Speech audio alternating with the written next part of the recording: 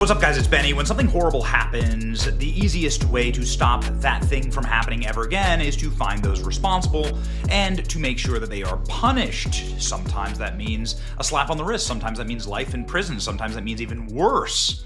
For the most heinous of crimes, you have to do this to make sure that society feels safe, whether that's a mass murder or, well, a mass murder, which is what's happening here. Finally, we know that the third pilot is 28-year-old Rebecca Loebach, the third soldier inside the doomed Black Hawk during the DC crash that clearly was caused by the helicopter. How do I know that? Because I've spoken with a dozen pilots who said clearly the Black Hawk helicopter was warned multiple times not to hit that plane. They were not flying where they were supposed to be. They were not flying on a path they were allowed to fly on. Something horrible went on inside of this helicopter. Rebecca Loebach of Durham, North Carolina, was assigned to the 12th Aviation Battalion in Fort Belvoir, Virginia, and had served since 2019. The Army had initially refused to identify Loebach at the request of her family. Why would that be? This is the problem. Rebecca Loebach was an aide to Joe Biden. Rebecca Loebach served inside of not just the Army, but the Joe Biden administration. Why would somebody who's clearly not a full-time pilot be allowed to fly during and over some of the most dangerous airspace in the world?